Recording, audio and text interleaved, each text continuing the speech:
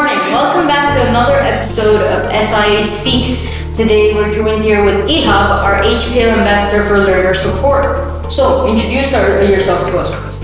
Well, my name, Ihab Isa, yes, and I'm in year 13. I'm 18 years old, and I take biology, chemistry, physics, and psychology for my A-levels. So, being an HPL ambassador has given me good opportunities to help the students around the school and just making a difference before I leave. Okay, so what? So learner support, huh? So yeah. How did that go on? How did that go on? Rocky to say the least at the beginning, until we found our footing, but then it became smoother, especially with the university talk. I think that was the pivoting point for making sure that I found my place. So I think that started, the path forward. So what does the job entail? Like what are learner support? Okay, then as the name suggests, what do you actually do? Go to a lot of meetings. Go to a lot of meetings. Read a lot of messages in the weekend and respond to a lot of messages in the weekend. But it's fine. It's whatever.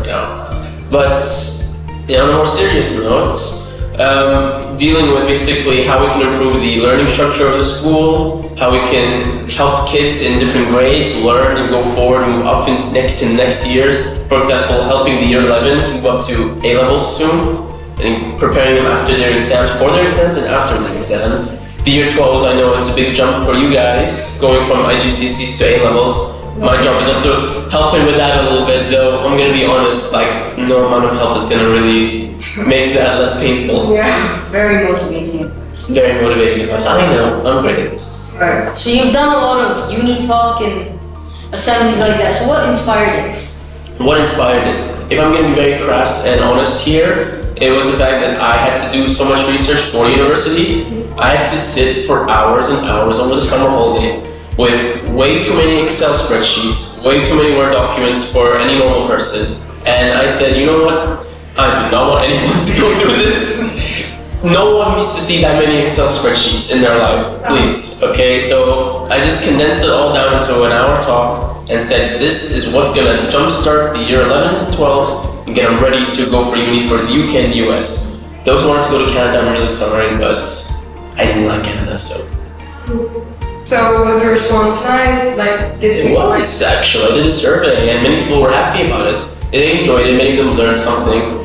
Lucky that most people wanted to go to the UK and the US. I probably should have figured out first which uni people wanted to go to. I just assumed it was the UK and US, which was correct, but I should have done my research first. Bad on me, I know. Yeah. But yeah, so the feedback was good. Everyone was happy with it. The students came to me afterwards, they asked me more questions, so that was a good sign. Yeah. I mean, we were happy with it. Yeah. No, that's it here. There were also some that we did during GCSEs and stuff. I mean, it gets a bit stressful when people are talking to you about all the things that, you have to get prepared for, but like we learned from GCSEs, it comes and it goes, so you're gonna have to do it at some point, and when it's done, it's done. And I think it doesn't seem like as big of a deal as it did to us a year ago or 2 years ago. So you just get over it. Is that mindset it's 3 years from now? What am I going to do with that information right now? Think about this way, 3 years from now, are you going to remember what it was like? No. Are you going to care in 3 years? No. So just live life in the moment. Just go for it. Yeah. Just give your GCSE. Like a month before your exams and stuff, you're freaking out. Yeah. And then you're doing the exams and it's just done. It's over and done. You blink, boom, done. I think it's the anticipation of the exam more than the actual exam. You start the first exam and then it goes easier. It's just the wait till the first one. Ironically, the first exam was chemistry, so. No. Oh, you know what? I cannot help you with that. That's a mark that's gonna leave there for the rest of your life. Oh yeah. I don't know how I passed the sciences, but how did I? GCSEs for you? I think it was more stress having to manage 10 different subjects. That was the real stress. Actual subjects themselves were not that deep. It was fine. Yeah. It's okay, you read the textbook a couple times. That's it. Okay, fine. The issue is I have to read the textbook a couple times for a lot of subjects, and that's where the issue lies, right? Okay, fine. I'll read through the textbook in 1 day. Okay, fine. That's 1 day. 9 more days, and then by the time I get to the 10th day, what's a business? What the hell's a molecule? So it's that's the problem, is juggling that. But that's why I like A-levels a lot more, to be honest. you get to actually enjoy the subject in a deeper level, and you only need to worry about like 4 or 5, so it's like it's fine. Yeah, you enjoy it, yeah. Yeah, it's fun actually. It is a lot of fun because you get to learn the subject as it's meant to in university, and you do your own research, and that's just for me the most fun. Because like during GCSEs, when you have a bunch of subjects and you like, for example, I like business, right? Like every time I'd be studying business, I'd think about the sciences, the physics that I'm failing. And like it just become a whole new roller coaster for me to go back to physics and not actually paying attention to it. It's a hassle. So here when you're doing like what, 3-4 subjects that you like doing, it's not as clustered. I think you just need to do a plan. I think, look, I'm a guy who will make mental plans for every scenario, every situation, every problem that will happen. So that's like with the IGCSEs, what I did was I made a big timetable, stuck it on my cupboard right near my laptop. It's not even that. It's actually the kind of plans I make is that I can change it on a whim. So I make sure the plans I make can be changed within a second. That's the trick. The trick is not making plans that are too structured. That's where most people fall short. You need to make plans that are easily adaptable for whatever happens. So if I make a plan, timetable, and say, right, 2 subjects per day, all right, and then I'm gonna structure it this way, this way, this way, and I come to it, and within the first day I realize, okay, this is not working, right? Immediately I'm like, okay, let me reformat it and split the same time by 3 subjects a day. But many people will do the 2 subjects per day and say it's not working, but let me try more, or I can't be bothered to change it, and then they will pass all the days and they didn't study properly. So it's just being able to adapt on the go any second, change the plan, make a new one, that's the trick. So to bring in our HPL values into this, this is known as agility. So for all of our year 11 students who are hopefully listening to this, as like an extended version of the uni talk, this is agility to adapt to situations in like a fast moving scenario, because like work in like real life is also like this. So if you are like able to do that quickly, it's going to be really beneficial for you. This advice would have changed my GCSE life. Because what I did was every time I'd have a test that day, I'd see what I failed that day, and then I'd study that when I went home. Yeah. Like the only thing tests. Just do the test. I would never study before the test. I'd see what I failed, and then I'd study after the test. Don't print things out. Only ever printed out a plan once in my life, and that was for the IGCSE mock exams. The mock exams, not the actual exams. Otherwise, just I keep everything in here so it can change quickly. But putting it down, that's what makes it too structured and makes many people say, no, let me just stick to it. Considering our mocks were in January, I don't remember nothing. I'm trying to remember. I think my mind was also in I can't January. remember anything. I can't remember. So blur.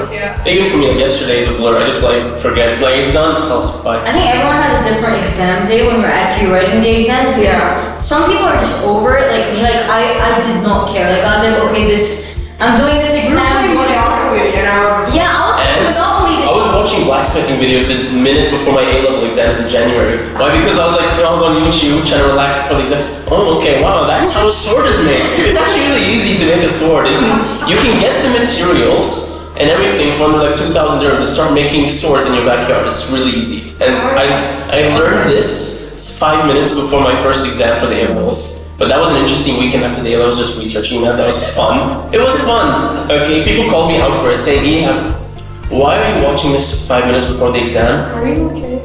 Do you need No. I need help. Yes, I'm okay. No. Okay. But it's fun. It is, honestly, right? You just relax. Then with my IGCSEs, I was playing Angry Birds the night before the exams.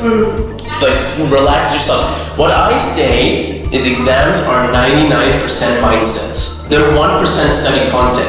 If you stay in the classroom and you heard the teacher, your brain has stored all the info it needs to answer the exam questions.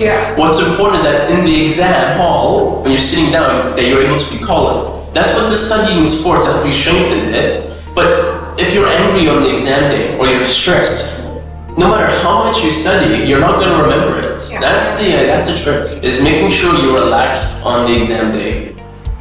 So pep talk I've been giving my class before every exam. Nobody seems to listen to me. I'm always going on about how there's no need to stress and stuff, and people are calling me mad. Like, whatever. People call me that as well, but like for other reasons as well.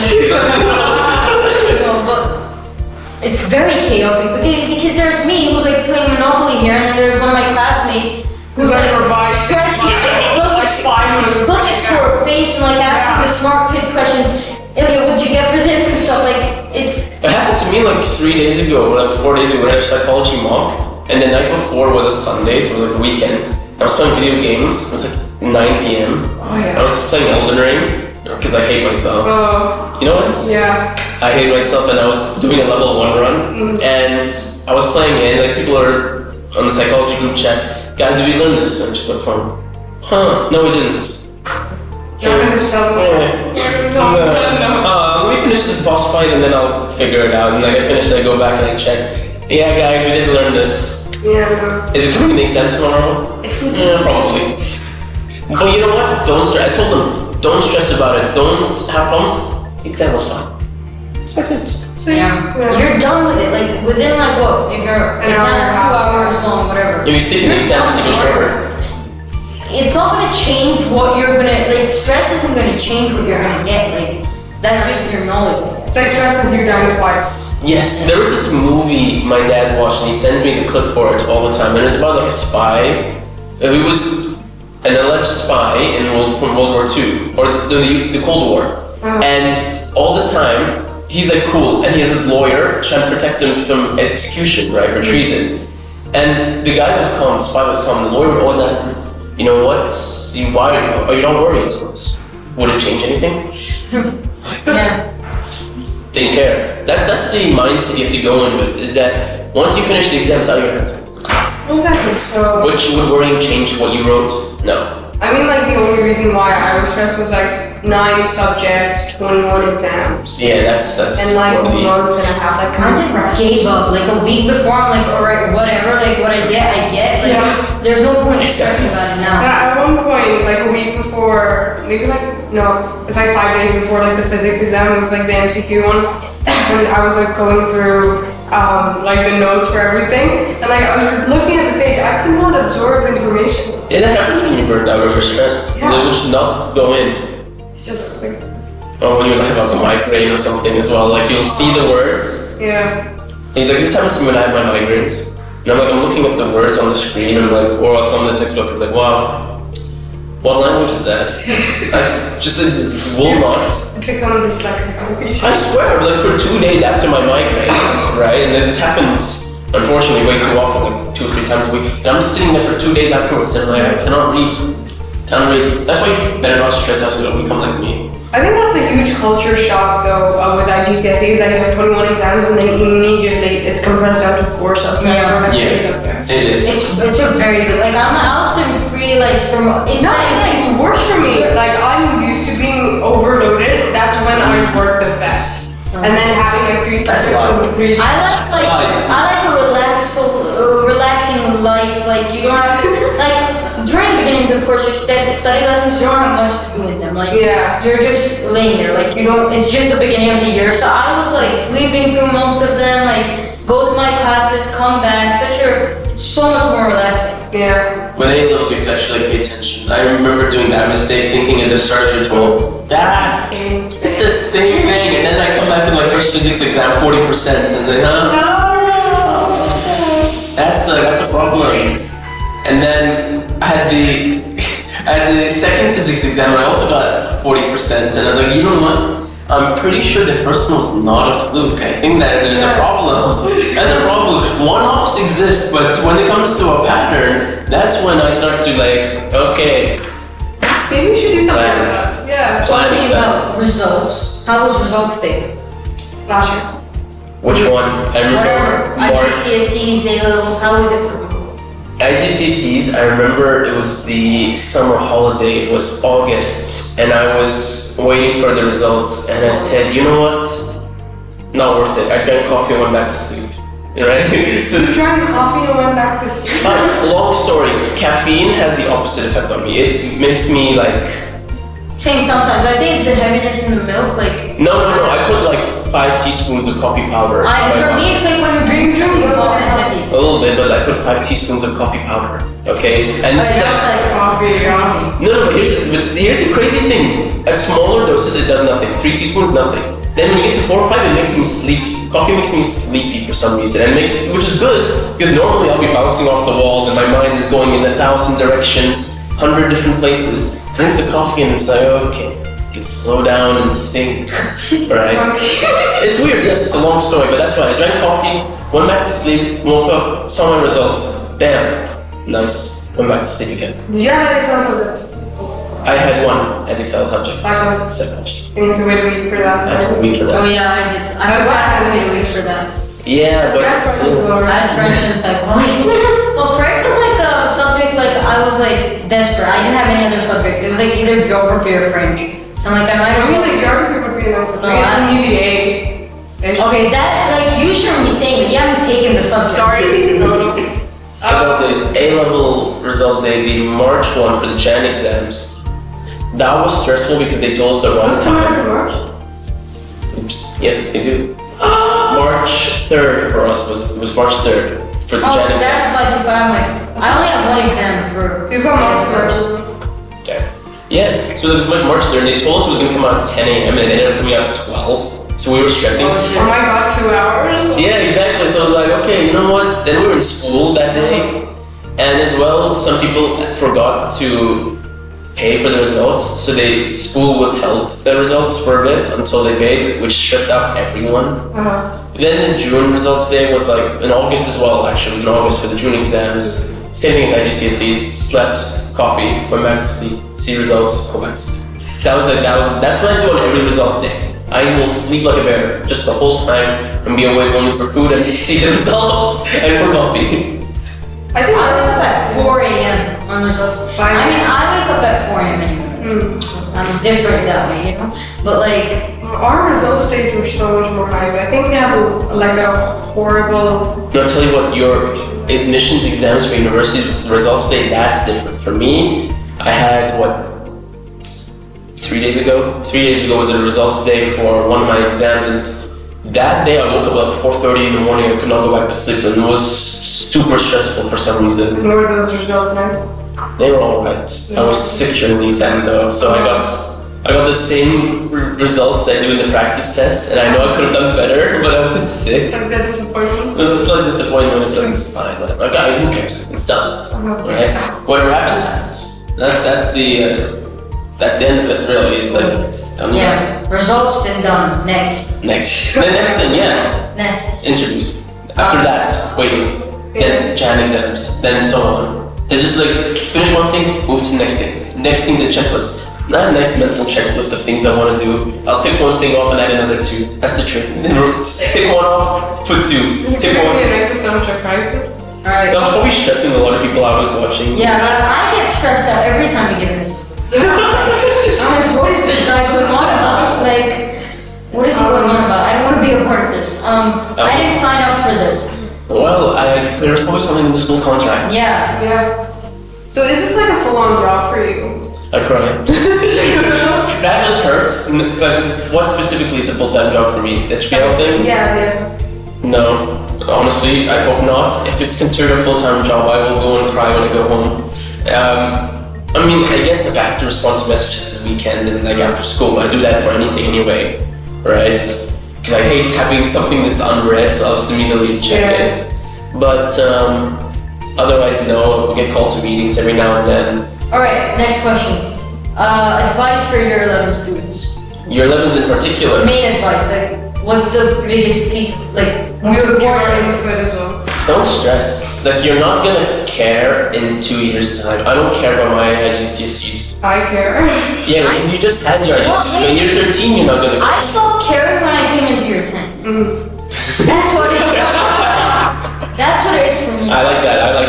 Yeah, no, honestly, it's not as big of a deal as you think it is. Like, when you're done with them, they're done. Alright? So don't stress over something that's not gonna impact. Because what's the IGC really gonna do? Unless you're applying. Your level of grades. No, okay, look, here's the thing. If you do well, all your IGCSEs do is just determine if you can take an A-level subject. And now you only need an A or B. You only need an A or B to take an A-level subject. I And think other than physics is Ace. No, for math, you need to get an A. And even then, okay, those who want to take math for A level are the ones who are going to get A's in IGCSE anyway. Alright, that's the stick of it. Alright? And unless you're applying to King's College London or Oxford or Cambridge, if you're applying to these three, they're going to look at your IGCSE grade. Otherwise, as long as they say, wow, you speak English? Good. You know what's 1 plus 1? Good, you're in. That's all they care about for IGCSEs. Like, unless you're applying to those three unis, they don't care about it. Your A levels, on the other hand, that's important. Yeah. That you can stress about and I'll not say a word.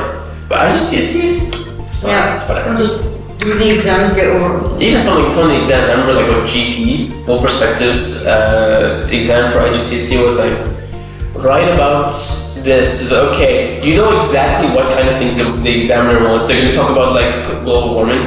Global warming is really bad because cars are polluting the air, and you just write, you can zone out, sleep, and just have it write automatically. That's what I would do with these essay questions or like history and things like that. Sleep, just write automatically the same talking points for every question. They will ask the same things. So don't stress. It's like the examiners are chill. Yeah.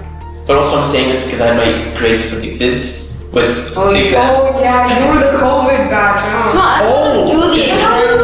We're known as the COVID batch. We still did exams, by the way. We used the papers that were going to be used as exams. And it's just that our instead of sending those papers to the board, is our schools marked them. Do you think that's better or worse? I don't care, I'm happy with my score. I like exams better though, because like, I think it's like a... No, but I think it's like the teacher knows you. For some people, like the teacher knows you. No, not necessarily. I know people for computer science got lower grades than normal because they used the school boundaries. So I prefer using the exam because the actual exam, because their boundaries. Their boundaries are like down here if you look for some subjects. I remember I was shocked. If you think I was shocked. When I tell my parents, Mom, Dad, I got like 50% in the physics test, and they look at me. And they're out of them, like they're getting ready with the shoe. And whoa. That's an A. They look at me and they're like, you're lying. You're lying. Say, no, I'll show you the here. I'm like a lawyer. He's like, look. It's in the contract, I swear. It's 40% for an A. That doesn't make sense. I know. Exactly. But I'm taking it. The UCAS system does not Can't. They don't see your UMS either. They won't even know your grade or your marks. All they will see is that nice shiny A. Yeah, I'm trying to do an A, but like, you know what I'm doing. Yeah. A. Yeah. Hopefully not this stuff. Yeah. You know? Yeah. But it's the A, you know, we gotta, that's all they will see. Or the A star. Yeah. The star. The star. So how's A-level? How are your A-levels going? How are your A-levels going? Fun, actually, honestly, especially like in year 13. I wish, here's the thing, so I took the 3 sciences, biology, chemistry, physics. I took psychology as well, and I did the IPQ over the summer. The IPQ was fun because it gave me something to do over the summer. But, well, yes. Oh, come on. Is that really, like, you know, your reaction? No, it's like, look, because it's, honestly, I think the advantage I have is that I'm really enjoying the subject. Like, I genuinely love learning science. Like, for me, it is like my bread and butter. I will research the university stuff. You're the spy kid at Harvard looks for.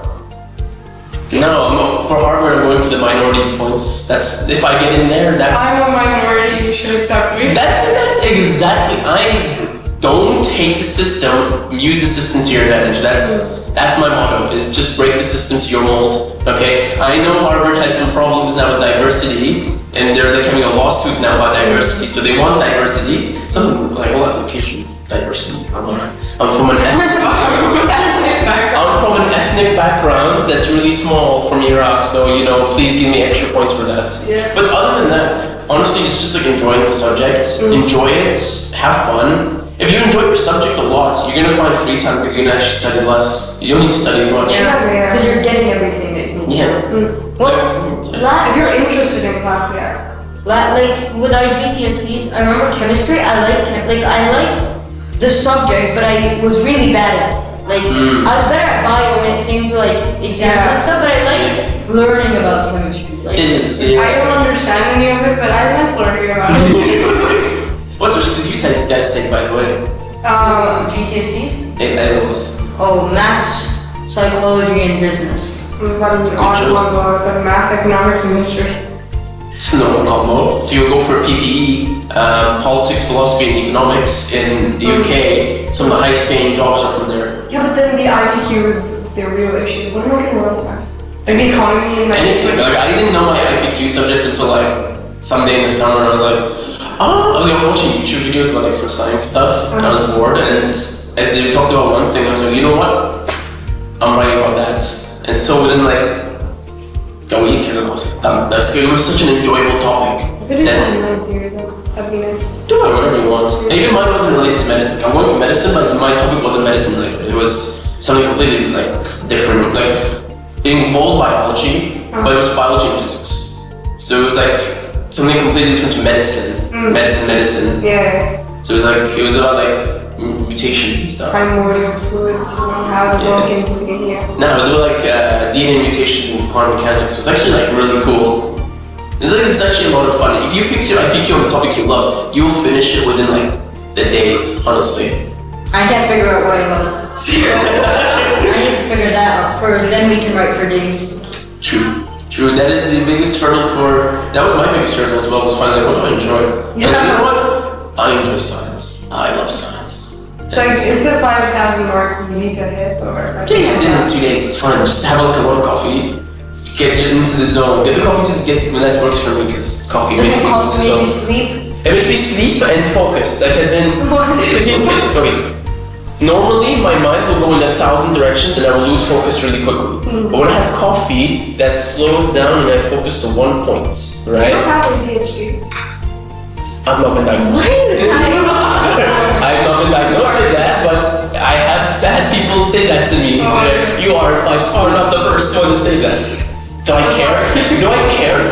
No, because like, okay, if I have it, that's okay, whatever. Who cares? If I don't have it, okay, whatever, who cares? That's it. I'm me. I have my own personality. Like I don't just be who I am. Live your best life. Exactly, I don't care. It's like putting labels to things. Yeah. I hate labels. Labels are what divides us as humans. We will advance as a species once we remove labels and we just care about us as one. Yeah. Communism. And that is exactly the opposite of what I was thinking. That is a separate discussion on its own merits. Right? I have a lot of choice words about that one word. She just brings history into everything. And But not the good side of history. He brings up the thing that killed like tens of millions of people. I've heard of Pol Pot. Sorry? Have you ever heard of Cambodia? This is gonna get like, not for this discussion. I'm gonna tell you about the killing roads. Okay? And yeah. Maybe later. anyway, okay, so our last. Switch that quickly. Let's shut this up. Our last topic of discussion, why we're dressed like this, in our Happy National Day. our big clothes. We're celebrating National Day at our school today. By the time this is out, it will be National Day. No, it's gonna, yeah. It will be National It Day. will be national. Alright, tomorrow will be National Day. Tomorrow is not national. No, No, this is when out. this is coming out. It's coming out on Friday. Saturday is the second. Alright, anyway, whenever National Day is, we're celebrating National Day today. We have a lot of events that have taken place at our school. We've got our assembly with a lot of, dances and performances by the younger students. And we've got Sandy the camel right there. Which I was really sad about. Yeah, I'm really excited. I'm going on Sandy the castle. Just for Sandy. Castle, no, sorry, not castle, camel. I'm gonna take a ride on him. Well, for Mona and Zainab, you know what? For you guys, if you're watching, justice for Sandy, honestly. Honestly. Yeah, I'm still gonna ride. You know, I'm sorry to Sandy, but like, you know, I pay $10, whatever. I haven't paid for it. Paying money to get entertainment out of an animal, that is like, that does not Alright. Next, I won't go on Sandy the camel. End of discussion. Anyway, alright. So I guess we end it off here. Thank you, Ihab. We had a great, lovely discussion with you. Yeah. So we'll see you all next week. Alright, thank you guys. Happy National Day. Happy National Day.